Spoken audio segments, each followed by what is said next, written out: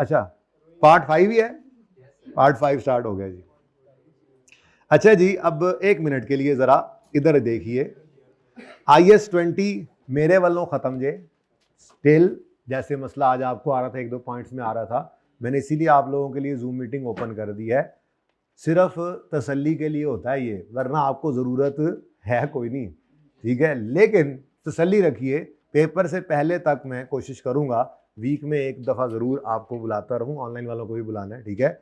वो ज़रा दिन आगे पीछे हो सकता है, छुट्टियां हैं, बंदा कभी कहीं फंसा होता है कभी कहीं, लेकिन आई ट्राई कि मैं वीक में 1 दफ़ा लाजमी आपको बुलाता रहूं। जो मसले मसाइल हों आपने आके पूछ लेने हैं ऑनलाइन वालों के साथ ही मिलके, लेकिन बस ध्यान रखना ऑनलाइन वालों को तंग नहीं करना, बहुत तमीज़ वाले बच्चे हैं, तो ये ना हो कि वहाँ पे आके पता लग जाए उनको असलियत हमारी, मेरी भी आपकी भी, ठीक है ना, शरीफों की तरह चुप करके। ओके अच्छा जी, IS-41 को खैर बात कहते हुए IS-20 पे आ गए। इससे पिछला चैप्टर तरतीब में ऐसे लगे हुए हैं ना, मैं यूं इस ऑर्डर में जा रहा हूँ ना जैसे पढ़ाया था, तो ऐसे चल रहे हैं, 38, 36, 23, 40 यूं चल रहे हैं, ठीक है।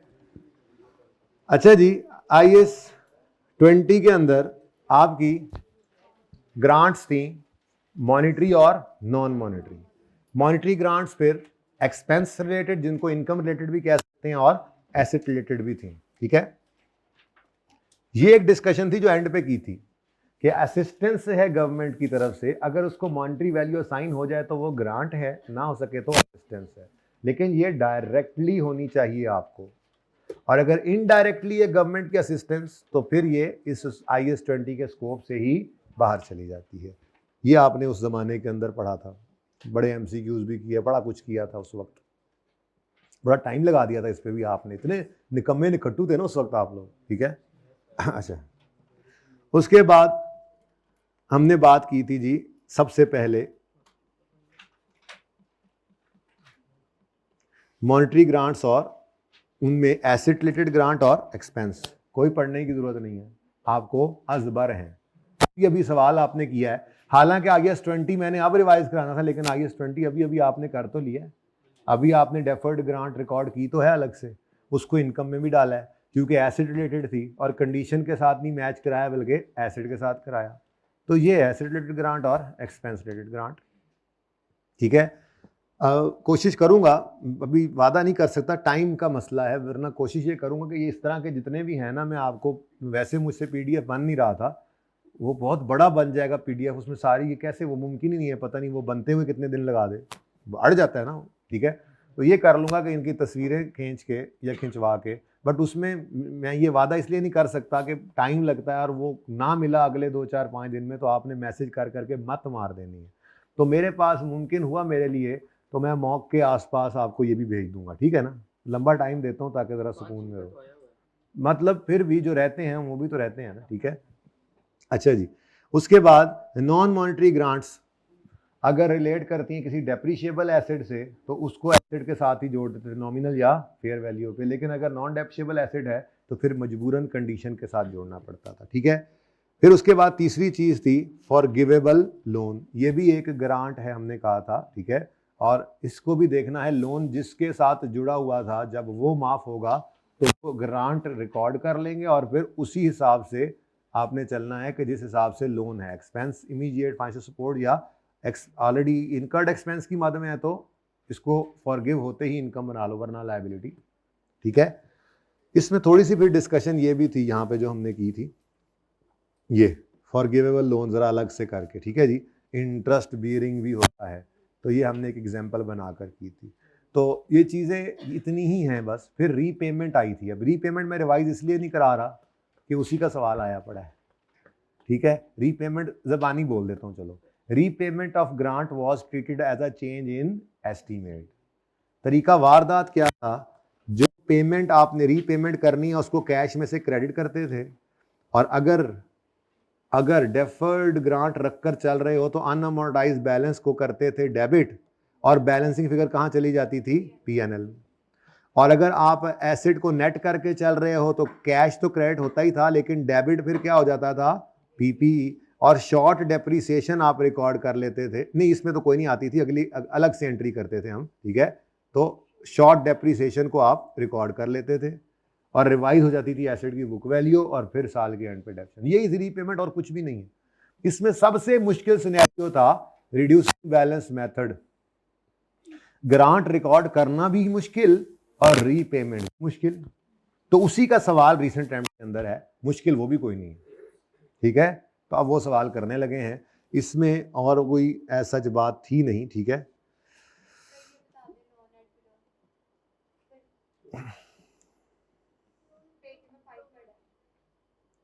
ये यहीं से पढ़ लें, बस इतना ही। IFRS 9 पढ़ा नहीं ना हुआ, फिर इतना ही बस ध्यान में रखना है। जैसे समझाया था कि आपने क्या करना है, जो आपको कितने वाली चीज हमने कहा जी 100 रुपये हमने पे करना है और 5 रुपये भी पे करना है साल बाद, तो 105 टोटल पे करना है, ऐसा ही है। तो 105 टोटल पे करना है, तो उसकी प्रेजेंट वैल्यू बनती है 93। अब 93 वाली चीज यानी 93 रुपए की चीज हमें 93 रुपए में वाली चीज 100 में मिल गई, तो हमें फायदा हो गया कुछ। ये फायदा है इसके अंदर, निकालने का तरीका यही था। ये गवर्नमेंट ग्रांट है, इसका पोर्शन है। ठीक है, अब इसको किसी MCQ में या डिस्कशन वाले पॉइंट में डालने के लिए ही मैंने इतना याद करवाया था कि आपने ये लिखना है कि the cash receipt benefit of government loan eight below market rate is a government grant. ये लाइन मैंने कहा था कि याद करो। फिर कहा था बेनिफिट कैसे रिकॉर्ड करेंगे, कैसे कैलकुलेट करेंगे, shall be measured age difference between cash receipt under government loan and initial carrying amount of loan measured eight in accordance with IFRS 9। अब वो पढ़ा हुआ नहीं है, तो इसलिए मजबूरन याद करना पड़ा था। उस वक्त मैंने अपनी तरफ से पूरा जोर लगाकर समझाया भी था कि अब जितना मैं कर सकता था वो मैंने किया। IFRS 9, अच्छा IFRS 9 के अंदर भी ये वाला आपको IFRS 9 में भी नहीं मिलना कॉर्पोरेट रिपोर्टिंग में, बल्कि ये फाइनल में जाके पढ़ेंगे।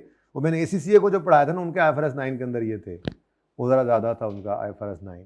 ठीक है, तो ये आपका फाइनल में जाकर आएगा फिर फाइनेंशियल इंस्ट्रूमेंट्स में। तो बस फिर इतना ही है। अब ये ज्यादती है, ये होना नहीं चाहिए था पॉइंट यहाँ पे। बस उसको यूँ लिखना चाहिए था कि कोई बिलो मार्केट इंटरेस्ट रेट पर आपको लोन मिला है तो वो ग्रांट के तौर पे ट्रीट होगा, दैट्स इट। अगली बात नहीं उसको बतानी चाहिए थी, ये आपके लिए आपसे ज्यादती है। इसके बाद कॉर्पोरेट रिपोर्टिंग पूरी कहीं ये बात नहीं की उसने दोबारा।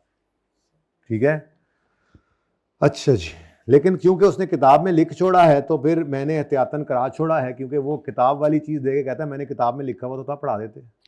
किताब से बाहर नहीं, किताब से बाहर कोई चीज़ दे तो पकड़ लेते हैं हम जाके, हाँ भाई किधर से ये कहाँ से आया है, ये क्या है। ठीक है, तो फिर रोला बनता है हमारा। तो वो इस चीज़ को इंश्योर करते हैं।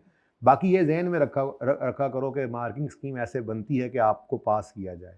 प्लीज़ ये बात जो लोगों से सुनी हुई है ना, जो लोग खुद पास नहीं होते, वो ये बातें उन्होंने फैलाई हुई हैं। आप सब पास होंगे इंशाल्लाह। आपको इस पर नहीं शक करना चाहिए कि वो फेल करने की कोशिश, वो पास करने की कोशिश करते हैं। फेल वाली कोशिश आप खुद ही करते हैं। ठीक है ना, कोशिश करिएगा कि पास होने की कोशिश करें। आ जाए जी, सवाल करते हैं। बाकी रिवीजन प्लान अभी इसका मैंने अपडेट नहीं किया कि आपको दिखाऊं। ठीक है, IAS 36 तक मैंने कर लिया था अपडेट, उसमें भी अभी क्वेश्चन बैंक के सवाल मैंने देखने और MCQs देखने थे, उसके अब रिवर्स ऑर्डर में आ रहा हूँ। ठीक है, अभी मेरा IAS 41 और ये बाकी एक बार मैंने देखने हैं, कुछ चेंजेस होती हैं वो मैं कर लूँगा। उम्मीद तो बड़ी थी कि आज बन जाएगा, आज ही मिल जाएगा, लेकिन चलो कोई बात नहीं, आज नहीं तो 1-2 दिन में आपको रिवीजन प्लान मिल जाएगा। कोशिश करूंगा अभी ख़त्म करके ना क्लास इसको भी पूरा कर ही दूँ। जितना बन गया वो फिर आधा तितर आधा पटेर आगे पीछे कर दोगे। मैं इंशाल्लाह कर लूँगा, आज मेरी कोशिश है। अब ये कौन सा सवाल, ये जी पढ़ें जी सवाल। प्रिपेयर जर्नल एंट्रीज, आपका फेवरेट काम। पहले हमने एक्सट्रैक्ट्स में भी एंट्रीज कर ली, तो उन्हें कहा एंट्रीज ही कर लो यार, मुसीबत ना पाओ। वेरी सिंपल, अगर याद है ना कि रिड्यूसिंग बैलेंस मेथड होता था तो डेप्रीसिएशन के साथ कैसे जोड़ते थे डेफर्ड ग्रांट की अमोर्टाइजेशन को, तो ये सवाल कुछ भी नहीं। ठीक है, और बच्चों को ये मुश्किल लगा उन्हें। जरा मैं तब तक वो ओपन करता हूं कमेंट्स। आप सवाल पढ़ें, आपके पास है सवाल।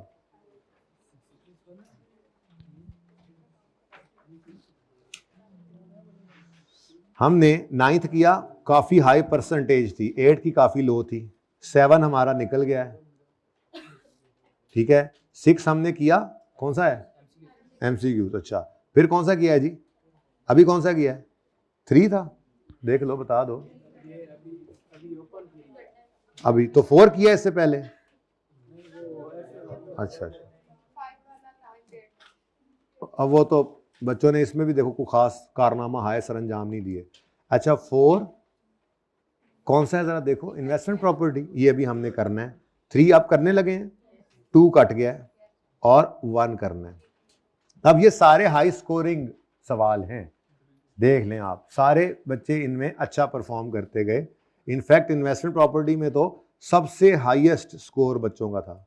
ठीक है, चलें जी, तो ठीक है, मामला बच्चों का ठीक ही रहा, बट आधे बच्चे तो पढ़ने वाले बच्चे पास हुए हैं इन सवाल में, पढ़ने वाले बच्चे। ठीक है, तकरीबन इतने ही बच्चे पढ़ते हैं।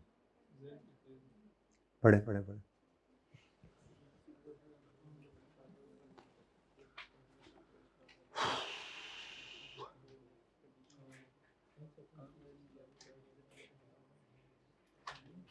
इसका मैं सोल्यूशन असल में बना रहा था क्लास से पहले ना, आपके जल्दी जल्दी एक्सेल पे, पता नहीं वो मैंने कौन से बटन दबाए हैं, मुझे खुद नहीं पता वो, और उसके साथ और भी बहुत कुछ गायब हो गया एकदम से। तो अब मैं यहीं पे कर देता हूँ, वो आपको फिर मैं भेज नहीं सकूंगा। कैश फ्लो का जैसे भेजा था ना, मेरा दिल था साथ ही इसको भी भेज दूंगा फौरन, पर वो अब यहीं पे सॉल्व कर रहा हूँ। ठीक है, इसीलिए सॉल्व करना पड़ रहा है, वरना यहीं पे डिस्कस करके आया जे गौरी, सोल्यूशन आ जाता फिर। इसलिए 10 मिनट लेट हुआ था, मतलब 2 बजे बुला के।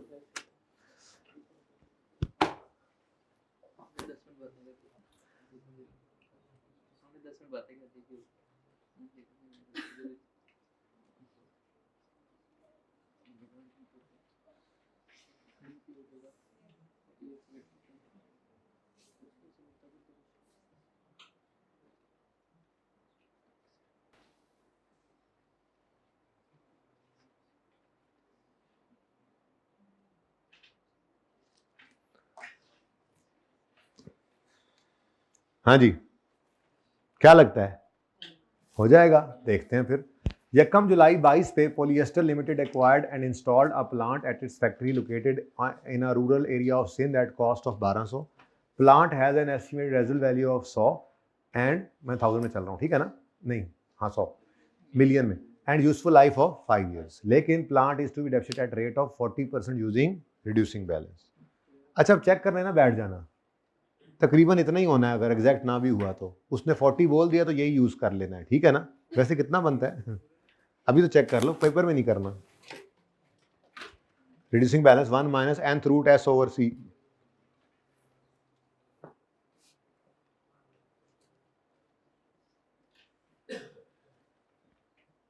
आज दिन हो जाएगा।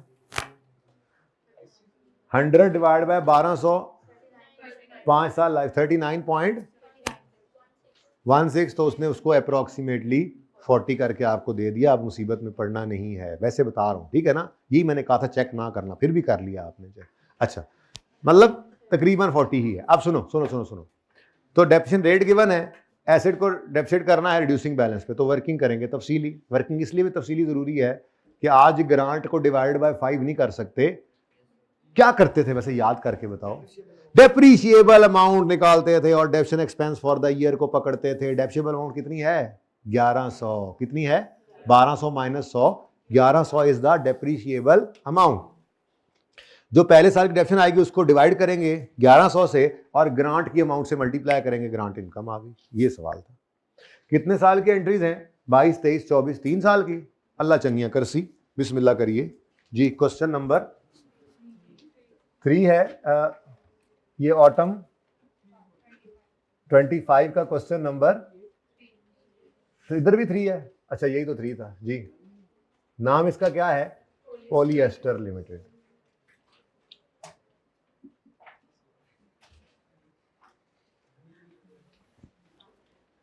आपसे ज़्यादा मुझे टेंशन है फ्री होने की, ये ध्यान में रखना। अगर मगरिब तक बात जा रही होगी तो कोई मजबूरी होगी, क्योंकि मैंने सुबह 7:15 बजे मैनेजमेंट अकाउंटिंग को बुला लिया है। अभी मैंने कॉर्पोरेट रिपोर्टिंग को इसलिए नहीं बुलाया था कि आपका ज़रा क्लियर हो जाए ना कि जोहर के बाद आपको थोड़ी देर बुलाना है या नहीं, क्योंकि टैक्स पढ़ने तो आपने आया ही होना है। तो वो उम्मीद है कि नहीं बुलाना पड़ेगा। तो फिर अब मैं यहाँ से निकल के उनको मैसेज करूँगा, क्योंकि उन्होंने आना फिर पिछले टाइम, तो पिछले टाइम वालों को ज़रा मैसेज हो ही जाएगा, ठीक है? तो उम्मीद है, ठीक है? असर से आगे जा रहा है थोड़ा सा ही, लेकिन जाने देना, छेड़ना मत मुझे, मेरी तसल्ली हो जाएगी बस, ठीक है? आपकी तसल्ली है, मुझे पता है, आप तो वैसे ही जान छुड़ाते हैं बस मुझसे। फॉर द ईयर एंडेड तो छुट जानी है जान। एक ही चंद चढ़ा, मैं एंड में कहूँगा एक ही चंद चढ़ाता जे, मैनू ही मगरों लाता जे। 31 दिसंबर 2022। अब किस दिन हमने एसिड खरीदा है? यकम जुलाई पे, कितने का? 1200 मिलियन का। तो मैं तो कहता हूं ये वर्किंग यहां पे कर लेते हैं। वर्किंग 1 डेप्रीसिएशन एक्सपेंस की वर्किंग कर लेते हैं जी। डेट डिस्क्रिप्शन एसेट वाली, ठीक है। तो डेट क्या है जी? यकम जुलाई 2022। कॉस्ट क्या है? कॉस्ट आमिर भाई यहां से लगा देना, यहां से, ताकि और जूम कर लें। मार्कर ही दे दो यार कोई यांगो किस्म के जी। यांगो सब गड्डी है जी। 1200।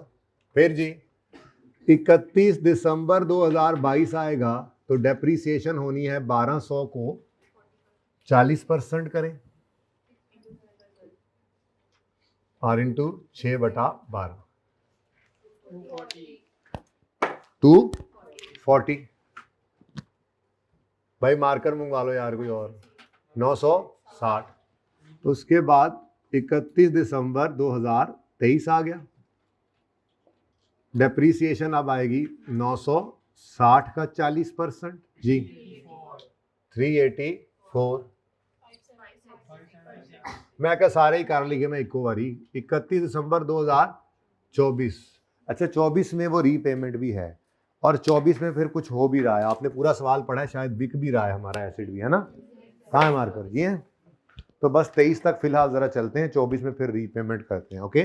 अब इसके बाद ना जी यहां पे मैंने क्या कर दिया जी, डेप्रीशिएबल अमाउंट निकाल लेनी है। डेप्रीशिएबल अमाउंट यानी पूरी जिंदगी में इस एसेट ने कितना डेप्रीशिएट होना है जी? 1200 माइनस 100 कर दो तो 1100। ये डेप्रीशिएबल अमाउंट आ गई। ठीक है, कुछ याद आया? याद माजी? ये पुराने स्टैंडर्ड्स हैं ना, पुराने स्टैंडर्ड्स हैं, इसलिए थोड़ा सा गरारियां फंस रही हैं आपकी। ठीक है। अब यकम जुलाई 2022 पर आपको ग्रांट रिसीव, आपको एसिड खरीदा आपने, पीपीई डेबिट और कैश क्रेडिट, कितने से? 1200। उसके बाद जी हाँ ग्रांट भी रिकॉर्ड कर लेते हैं, वो पढ़ भी लेते हैं। जरा मैं जगह थोड़ी सी बना लूँ, जरा सेट कर लूँ इसको। अभी तक मुझे कोई मतलब मतलूबो मकसूद मार्कर मेरा नहीं मिला। अच्छा, यकम जुलाई पर ही गवर्नमेंट ग्रांट रिसीव हुई है 300 मिलियन की इसी प्लांट के लिए। कंडीशन ये है कि वो कंटिन्यू करें to operate in that location for next 4 year. अब दफा मारो 4 ईयर्स को, हमारे एसेट से रिलेट कर रहा है तो 5 साल ही है, लेकिन अब रिड्यूसिंग बैलेंस है तो फिर उसी को यूज करना है। इसको इग्नोर करो, इग्नोर, बस रीजनेबल एश्योरेंस दे देना काफी है। At inception there was reasonable assurance that PL would comply with conditions attached to the grant. अच्छा अब देखो, मैंने IS-20 आपको रिवाइज नहीं कराया, ये सवाल फिर भी आपको आता है, ठीक है ना? रिसेंट टाइम के अंदर जो नए वो वॉल्यूम 2 वाले सवाल थे वो तो ऐसे आपने किए, ये भी नहीं भूले हैं भाई। वहम छोड़ो, बस वहम नहीं छोड़ते, डरते रहते हैं बस, डर की वजह से फेल हो जाते। नहीं डरना, ठीक है? सब आता है आपको इंशाल्लाह। Government grant is recorded as deferred income and part is transfer to income. ठीक है, तो यकम जुलाई, फिर यकम जुलाई जनवरी 24 पे कुछ गड़बड़ हुई है, तो पहले 31 दिसंबर 23 तक अब आ जाते हैं। ग्रांट रिकॉर्ड करा दो जी। यकम जुलाई 2022 पर ही खून आ गया, खून आ गया, इसका काला खून निकल के इधर आएगा जी। कैश डेबिट डेफर्ड ग्रांट, लोगों का खून सफेद होता है, मेरे मार्कर का काला हो गया जी। 300। उसके बाद अब ईयर एंड पे बच्चों डेप्रीसिएशन और ग्रांट इनकम। ठीक है, तो 31 दिसंबर 2022 पर depreciation expense debit accumulated depreciation credit working 1 से 240 और उसके बाद एंट्री कर लो पहले 31 दिसंबर 22 पर deferred grant debit grant income credit. और ये ग्रांट इनकम आपने रिकॉर्ड कैसे करनी है जी? टोटल ग्रांट कितनी है? 300। इसको कितना इनकम में ले जाएं? 240 डिवाइडेड बाय 1100, यानी जितनी डेप्रीसिएशन हो चुकी है, जितनी होनी है उसमें से। नहीं याद आया? 1100 क्या है, इस एसेट ने पूरी जिंदगी इतना डेप्रीशिएट होना है मैक्सिमम, क्योंकि 100 रुपये तो क्या है उसकी रेजिडुअल वैल्यू, जितना डेप्रीशिएट होना है उसमें से इतना हो गया, तो फिर ग्रांट भी इतने प्रपोर्शन में ही इनकम में डाल दो, ठीक है, क्योंकि जब इसकी लाइफ एंड होनी है ना तो इसने 100 रुपये बचा होना है, तो ग्रांट को 100 रुपया क्या बेचोगे फिर, इसलिए 1100 के हिसाब से 1100 ने तो बट जाना है ना, 5 साल में पूरा 1100 हो जाना है, तो इस हिसाब से ये ग्रांट भी 5 साल में रिकॉर्ड हो जाएगी और डेप्शन के साथ मैच भी करेगी। याद आया, ये सबसे मुश्किल सिनेरियो IAS 20 में, यानी बाकी सारी रिवीजन आपने ऐसे ऐसे कर लेनी है, सबसे मुश्किल पॉइंट यही था। MCQs में 1-2 जगह आया था, एक आधे सवाल में भी आया था, ठीक है। खैर, तो 240 डिवाइडेड बाय, मैं वैसे सवाल से डर गया था 1 मिनट अभी करते हुए, ठीक है, मैंने कहा नहीं सही रहा जी, 66 कर लूं, फिर 5 कर लो ना यार, राउंड कर दो, मिलियन में नहीं चल रहा, ऊपर लिखा नहीं हुआ आपने, लिखे ऊपर रुपीज इन मिलियन, अल्लाह 65, वो जो 65 और अच्छा रिक्वायरमेंट जरा पढ़ें, पास करें जर्नल एंट्रीज, और आगे ब्रैकेट में क्या लिखा है, हैं नरेशंस आर, और वर्किंग शो कर दो, नरेशंस आर, तो ये मैंने आपको कई बार पहले भी बताया था, बच्चे पूछते थे, नरेशन अगर वो कहे ना कि जर्नल एंट्रीज करो चुप कर जाए, तो आपने नीचे एक एक लाइन डालनी है, asset purchase, grant received, depreciation charge, amortized grant, वही जो किया वो लिख देना, पर वो नहीं करवाता, आप स्पेशली लिखता है, एंट्रीज कहता है तो कहता है साथ में क्या कर दो, नरेशन मत, ठीक है। अच्छा चलें जी, कितना आ गया 65, चलो अब अगला साल भी यही कर देता हूं, for the year ended 31 December 2000, तो 31 दिसंबर 23 पर जी depreciation expense debit, accumulated depreciation credit, working number 1384, और उसके बाद deferred grant debit, grant income credit, deferred grant, अब आपने ये एब्रीविएशन नहीं यूज करना है, ये बस ध्यान रखना है, एंट्रीज रिक्वायरमेंट में है, पूरा डेफर्ड ग्रांट लिखना है, ठीक है। अच्छा, डेफर्ड ग्रांट डेबिट और ग्रांट इनकम क्रेडिट, कितनी टोटल डेफर्ड ग्रांट 300, अब उसमें से 384 बाय 1100 को इनकम बना लें, 105 लें जी, ये आपकी 2 साल की एंट्रीज गई हो, कोई मसला, ये सबसे टफ सिनेरियो यही है कि वो रिड्यूसिंग बैलेंस के साथ आपको पूछ ले। इस बार मुझे लग रहा है बोरिंग कॉस्ट का सवाल आपको शायद दे दे 7-8 नंबर का शॉर्ट क्वेश्चन में, क्योंकि लास्ट टाइम आया नहीं ना, ठीक है, तो बोरिंग कॉस्ट का सवाल एक्सपेक्ट कर रहा हूँ मैं, इस दफ़ा शायद आ जाए। बहरहाल अब वो सवाल मेरे पास कोई नहीं है, बचा कुछ नहीं है, कर लेना, बस जो करवाया एक बार कर लेना, इंशाल्लाह आराम से कर लोगे आप शॉर्ट क्वेश्चन में। एक तो MCQ वाला सवाल हो गया, तो लग रहा है, बाकी ये भी कर सकता है कि इसमें से 5-6 नंबर की डिस्कशन पूछ ले, अगर उसने एंट्रीज पूछ ली, एक्सट्रैक्ट्स पूछ ले, जो छोड़ के जाओगे इंशाल्लाह जरूर आएगा, मेरी बद्दुआ समझो या दुआ समझो, क्योंकि आप छोड़ के नहीं जाओगे तो दुआ बन जाएगी, छोड़ के कुछ गए नहीं तो वही पर्चे में आ गया जो आपने किया हुआ था, ठीक है, हैं दूसरों क्या 200 नंबर, अच्छा जी, फॉर द ईयर एंडेड, भाई जो छोड़ के जाओगे देख लेना जरूर आएगा, आजमाना है या नहीं, आजमाओगे 6 महीने चले जाएंगे, जब सब करवाया है तो आप भी सब करके जाइएगा। 24, हाँ जी, अब देखते हैं जी क्या हुआ है 24 में। कहता है उससे कहा था 4 साल तक प्लांट आपने चलाना है, 2 साल गुजरे थे, on 1 January PL dispose the plant for 320, ओ जिस वजह से ग्रांट रीपेबल हो गई और 80% रीपे किया उन्होंने, मांगा ही उन्होंने 80% होगा, ठीक है, और गवर्नमेंट को वो पे करके जान छुड़ा ली हमने। खैर अब प्लांट का डिस्पोजल भी है, तो डिस्पोजल की एंट्री तो आपको आती है, 1 जनवरी 2024 पर एक्यूमुलेटेड डेप्रीसिएशन डेबिट, कैश भी हो सकता है, रिसीवेबल भी हो सकता है, पर क्लियर ना हो तो जो भी लिख लें, और एसेट क्रेडिट, अब एसेट में से निकलेगी इसकी कॉस्ट कितनी 1200, अक्यूमुलेटेड एप्रिसिएशन यही वाली होनी है, या दोनों को ऐड कर लो या ऐसे भी निकाल लिया करते थे आप। अक्यूमुलेटेड एप्रिसिएशन कैसे जी, कॉस्ट माइनस बुक वैल्यू, ये भी हो सकती है, ये आदत है आपको, ये निकाल लो। नहीं तो 2 डेप्शन माइनस भी कर सकते थे। कोई एक दिन की डेप्शन और चार्ज नहीं करनी भाई, यकम जनवरी को ही क्या हो रहा है, डिस्पोज। ठीक है जी, 624 ये एंट्री मैं कर रहा था उस वक्त, जिस वक्त एकदम से वो गायब हो गया सब कुछ, तो आपको सोल्यूशन ना मिल सका तो अब कराना पड़ गया जी।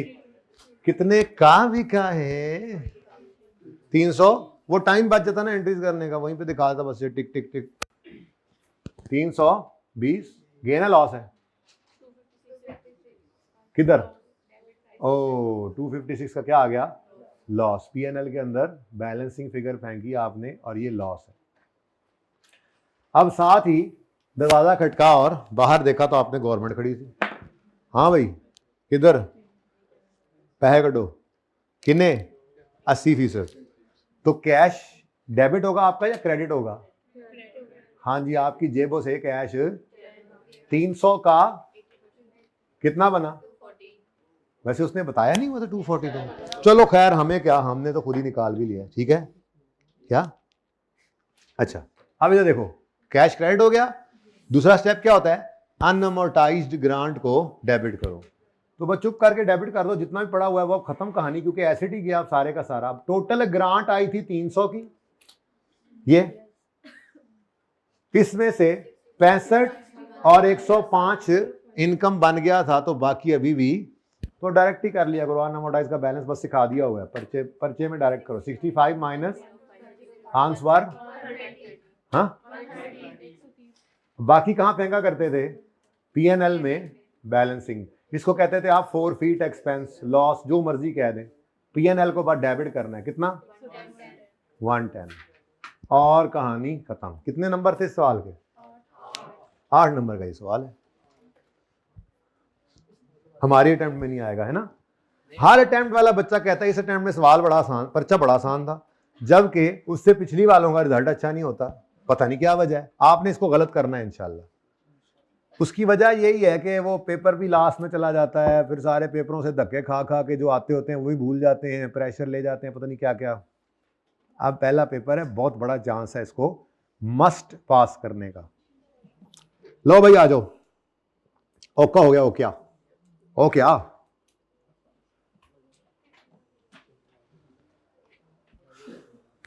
सोल्यूशन देखना है या ठीक है, ऐसे ही होना है सोल्यूशन, और क्या होना है। ये वर्किंग जरा और तरीके से हुई पड़ी है, उसको छोड़ो, बस ये सोल्यूशन सेम है ना, बस ठीक है।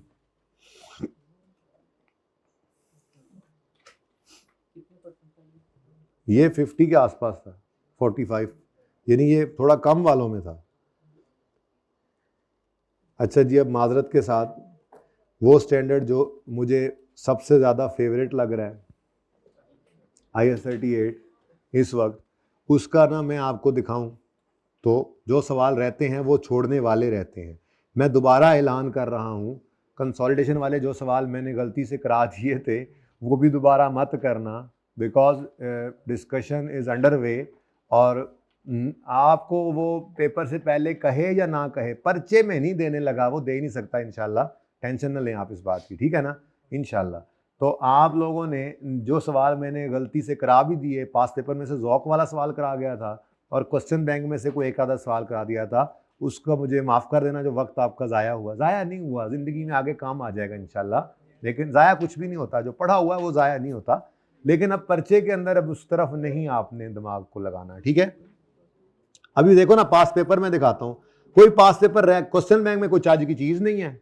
एक ही सवाल चार्ज का था, वही था गुडविल वाला जो मैंने करा दिया था। उसके अलावा आप अगर पास पेपर्स को देखना शुरू करो तो सवाल यहाँ पे काम के शुरू होते हैं।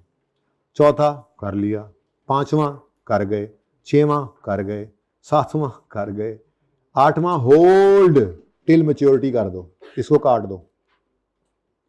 आठवां सवाल काट दो क्योंकि कंसोलिडेटेड फाइनेंशियल स्टेटमेंट्स हमारे सिलेबस में नहीं है। आई कैप इस पूरे पैरा को, जो ये पैरा लगता है ना IS38 में, ये वाला जो ऊपर किताब में भी लिखा हुआ, अभी दिखाता हूँ कहाँ पे भला, चलना यार, चलना यार, इंज ना करना यार,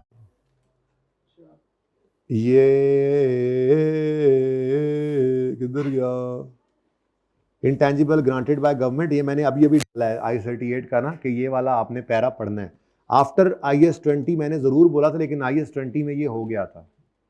अगर आपको कोई इंटेंजिबल ही गवर्नमेंट दे दे तो फेयर वैल्यू पर या नॉमिनल अमाउंट पे रिकॉर्ड करना है। तो टेंजिबल इंटेंजिबल की एंट्री में कोई फर्क नहीं है, इसको पढ़ना है। मैंने इसीलिए रिवीजन प्लान में डाल दिया, कर लिया है हमने। इनफैक्ट वहां पर एक सवाल भी किया था, इंटेंजिबल ही उसका था लिखा हुआ, जो इन काइंड वाला था, ठीक है ना। तो अगर आप देखें IS20 के सवालों में जाकर, तो उसमें बस आपने इसको नॉमिनल वैल्यू या फेयर वैल्यू पर रिकॉर्ड करना है। तो यही इसकी डिस्कशन है, इतनी सी यहाँ पर, ठीक है। लेकिन मैंने इसको रिवीजन के अंदर डाला है, एक इसको और एक एक्सचेंज वाला। लेकिन ये जो पैरा 33 है ना जी, इसके ऊपर इस वक्त बहस मुबाहिसा चल रहा है। पता नहीं बहस मुबाहिसा बनता नहीं है, वो कह रहे हैं हम देख रहे हैं, हम करते हैं, we are working on it, पता नहीं क्या वर्किंग कर रहे हैं। असल में ना मसला ये है कि अगर वो यहाँ से निकालते हैं ना, तो इसको as it is corporate reporting में उनको डालना भी पड़ेगा। वैसे तो वहाँ पे कंसोलिडेशन बच्चों ने कर लिया, लेकिन शायद इस वजह से वो थोड़ा सा पता नहीं क्या सोच रहे हैं। तो छोड़ें इस बात को, आपका ये पैरा, आपने ये पैरा नहीं पढ़ना, ठीक है। ये यहाँ तक मैं इसको कांटा लगा रहा हूँ, कांटा। और जो सवाल मुझसे हो गए थे गलती से, हाँ बड़ी खुशी होती है, सही कह रहे हो, नहीं सही कह रहा है, ये ऐसे करता है ना, ऐते सैड ते करो, अनजानी सी खुशी होती है, ठीक है। ये भाई आपका पैरा 33 जो है ये नहीं है, ठीक है। और ये वैसे कॉर्पोरेट रिपोर्टिंग में हमने बच्चों को पढ़ा दिया हुआ है, क्योंकि उसमें तो कंसोलिडेशन इस बगैर हो नहीं ना सकती, ठीक है। तो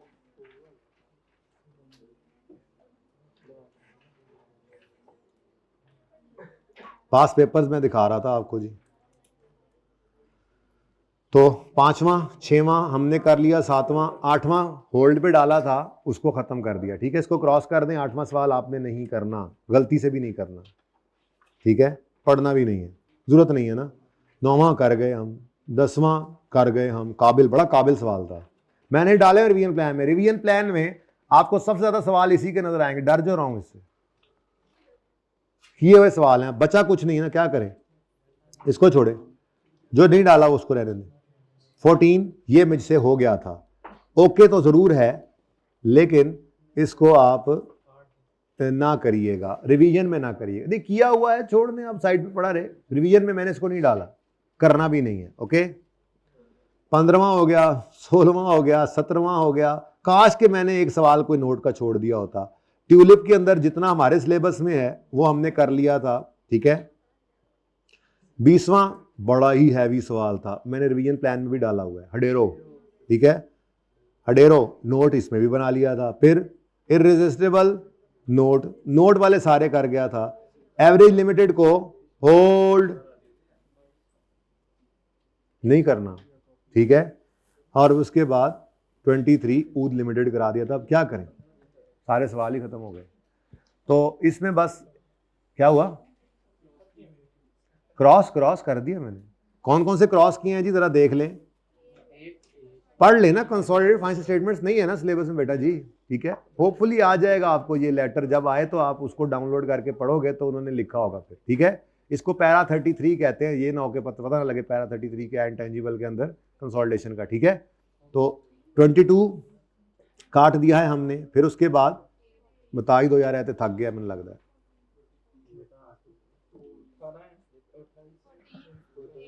खुल गया ठहर जाओ। 23 काटा है और 22 था, सॉरी, देखा ना बेटा, एक मिनट मैं इसको जगा लूं जरा जी। 22 क्रॉस हुआ है, फिर जाके जनाब खाली खाली जो होंगे ऐसे 14 निकल गया, वो भी क्रॉस हुआ है। 14 हैगा कितने, ये रहा ज़ौक, मतलब किया हुआ है लेकिन अब नहीं करना। उसके बाद 8, ठीक है। 8 का नाम है एप्पल, तो एक एप्पल गया, दूसरा ज़ौक गया, तीसरा जो भी है उसका नाम, ठीक है। अच्छा अब जरा आ जाओ, जरा फटाफट इधर आ जाओ, थोड़ी एक मिनट भाई, 1 मिनट के लिए जरा इधर आ जाओ।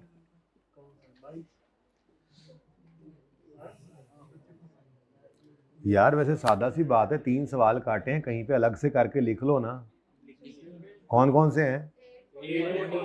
पास पेपर 8, 14 और 22, इनको नहीं करना। ओके, और प्लस कंसोलिडेशन, वो उसमें क्वेश्चन बैंक में मैंने एक सवाल छोटा सा करा दिया था, और केड़ा रैम्बो वाला भी केड़ा सवाल थी, अजीब सही था नाम उसका जी, वो भी नहीं करिएगा, ठीक है। अच्छा जी, अब इसके अंदर मैंने 2-3 पैरा सिर्फ स्पेसिफिकली लिखे हैं कि आपने उनको पढ़ना है, और बाकी मैंने यूं लिखा हुआ है पहले सफ़े से आखिरी सफ़े तक जितना पढ़ाया हुआ है बस उतना पढ़ लेना, ठीक है। जरा इसको एक दफा गो थ्रू कर लें।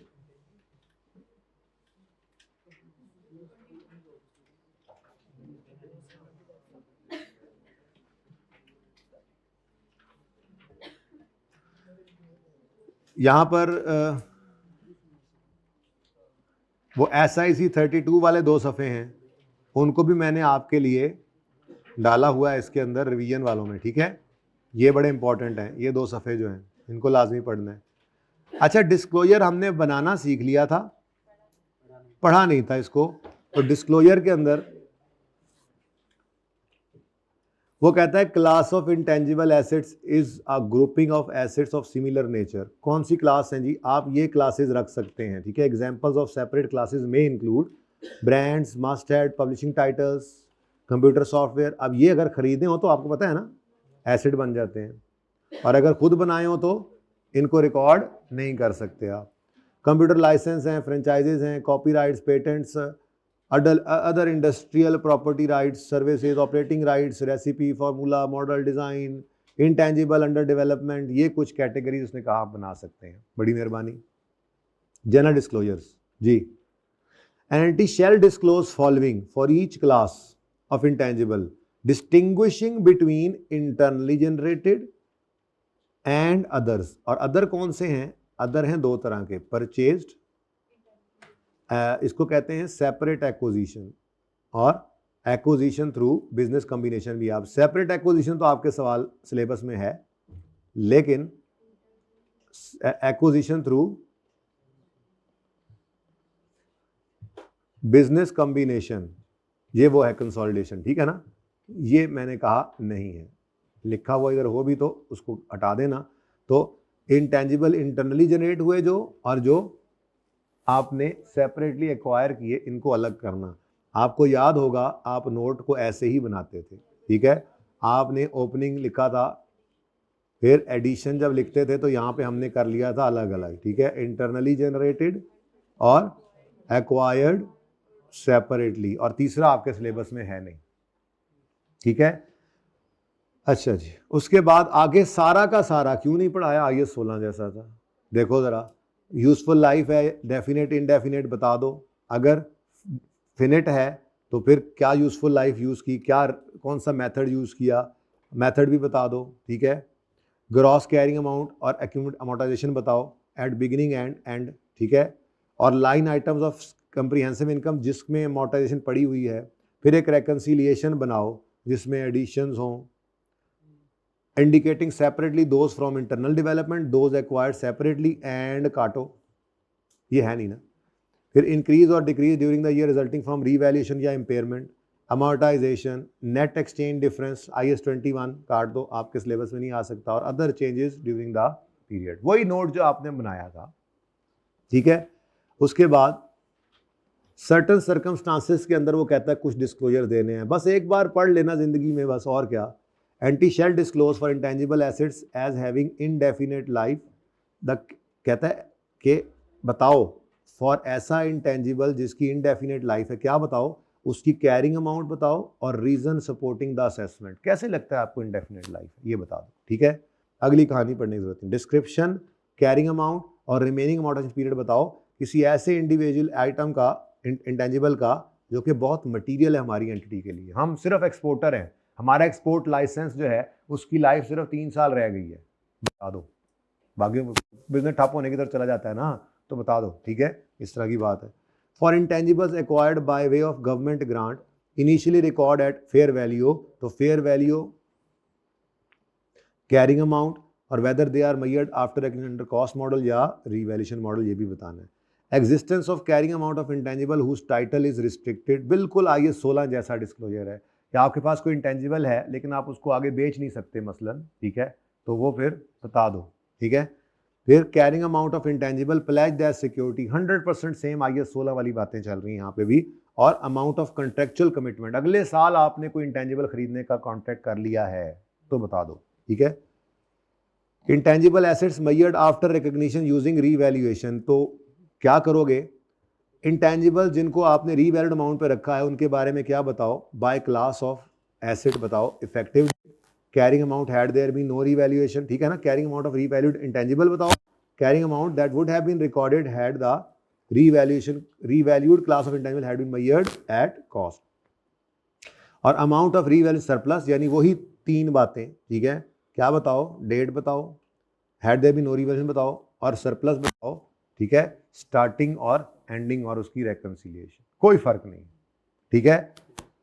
फिर रिसर्च एंड डेवलपमेंट के बारे में क्या लिखा है, shall disclose aggregate amount of research development expend using during the period, expenses में शो करो। मैंने आपको कहा था कि इसको आप कहाँ डाल दिया करो, कहाँ डाल दिया करो इसको, एडमिन एक्सपेंसेस में, मतलब फेस पे नहीं पर एडमिन एक्सपेंस के जब वर्किंग करते हो नोट बनाते हो तो उसके अंदर रिसर्च एंड डेवलपमेंट एक्सपेंस नाम से लिखना है, अदर एक्सपेंसेस में नहीं छुपाना, बताओ ये मतलब होता है।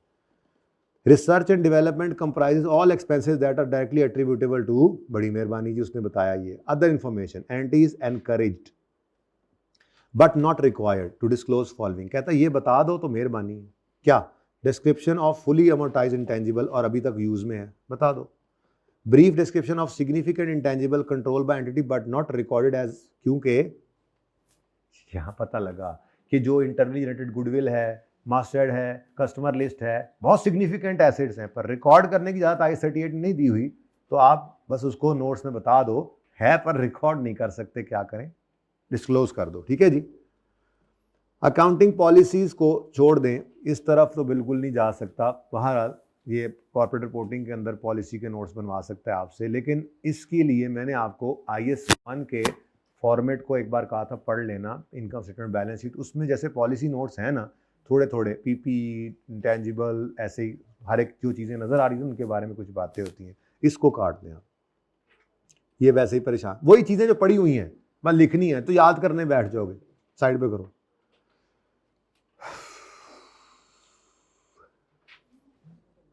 अच्छा जी, मेरे दिल में आ रही है कि बस ये सफ़ा थोड़ा सा पढ़ लें फिर छुट्टी कर लेते हैं, ठीक है।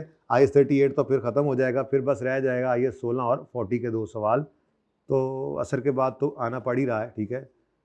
जिनको मसला हो वो फिज़िकली नहीं ले सकें कोई बात नहीं, ऑनलाइन तो लेक्चर्स ये सारे ही आने हैं, बल्कि मैं भूल गया साथ के साथ भी जा सकते थे, तो अभी तक जितने हो गए वो तो भाई चढ़ा दो ना उनको, ठीक है, लेट तो ना करो। उसके बाद सॉल्विंग थ्योरी क्वेश्चंस मैंने आपको यहाँ से नहीं पढ़ाया था, डायरेक्ट करना सिखा दिया था इनको, ठीक है, तो इनको पढ़ने की भी ज़रूरत नहीं है अब फ़िलहाल, आप इसके नोट की तैयारी रखें, इंशाल्लाह ये इस तरफ जाएगा तो अगली टाइम में शायद जाए, ठीक है। कहानी ख़त्म हो गई है यहाँ पे, बस मुझे एक सफ़ा ये थोड़ा सा पढ़ाना है आपको। कहता है जी रीवैल्यूएशन की जरा समरी सी बनाई गई है, चॉइस ऑफ पॉलिसी, ऊपर ना बहुत लंबी लंबी कहानियाँ थी, वहाँ नहीं पढ़नी, बस जितना पढ़ाया है मैंने यहाँ लिखना है ना, extent to the extent taught in class, तो ये ज़रा बस 5-7 मिनट दे दो मुझे, आसान सी बातें सुन लो, मेरी तसल्ली हो जाएगी थोड़ी सी, ठीक है।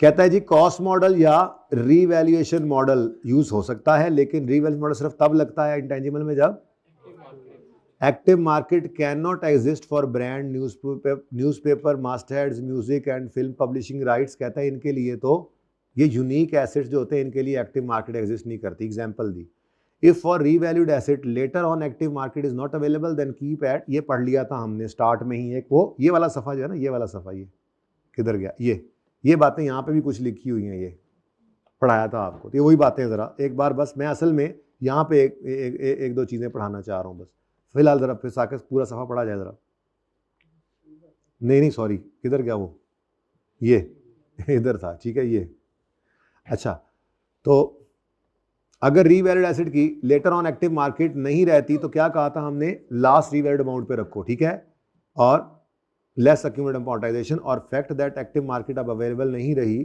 ठीक है, उसकी वजह से इसको क्या कर लो, इम्पेयरमेंट टेस्ट से गुजार लो, लेटर ऑन मार्केट फिर अवेलेबल हो जाए तो फिर स्विच कर जाओ रीवैल्यूएशन मॉडल पे। समरी बनाई गई है यहाँ पे, कितना रेगुलरली करें, अगर रीवैल्यूएशन मॉडल है तो फिर वही IAS 16 वाला रूल है, सच रेगुलरिटी हो कि at the end of reporting period carrying amount और फेयर वैल्यू मटीरियल डिफरेंट ना हो।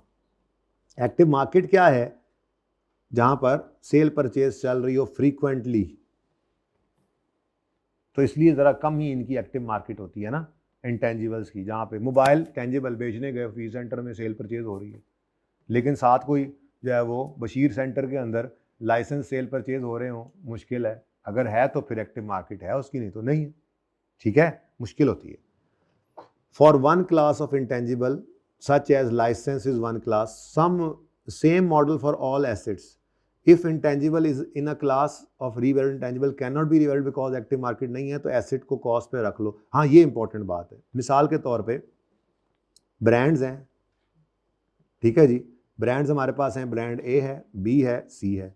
हमारे पास लाइसेंसेस हैं, लाइसेंस 1 2 3। हमारे पास सॉफ्टवेयर्स हैं, सॉफ्टवेयर अलिफ बे जीम। ठीक है, अब ये क्या है? ये हमारे पास इंटेंजिबल्स हैं, 3 क्लासेस हैं। ठीक है, ये एक क्लास हो गई ब्रांड्स वाली, ठीक है, और दूसरी क्या है जी? लाइसेंसेस वाली क्लास है, और तीसरी सॉफ्टवेयर वाली क्लास है। अब ये 3 अलग अलग क्लासेस हैं, ठीक है जी। और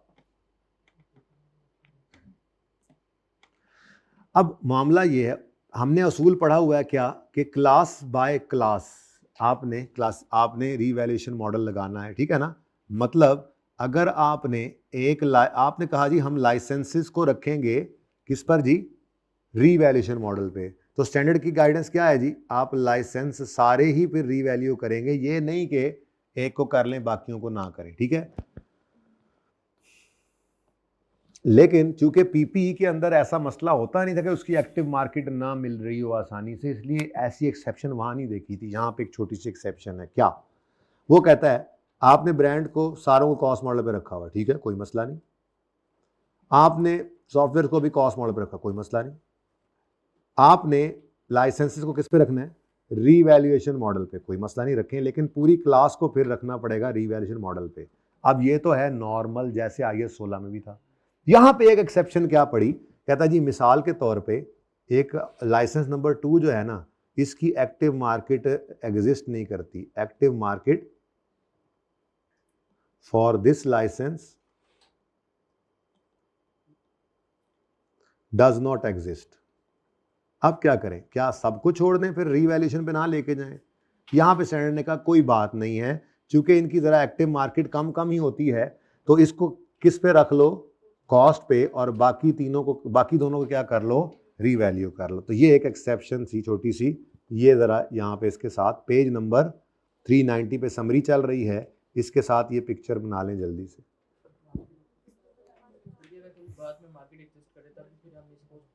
नहीं, फिर तो ले आएंगे ना, स्विच कर आएंगे तो ऊपर बताया जाए उसको।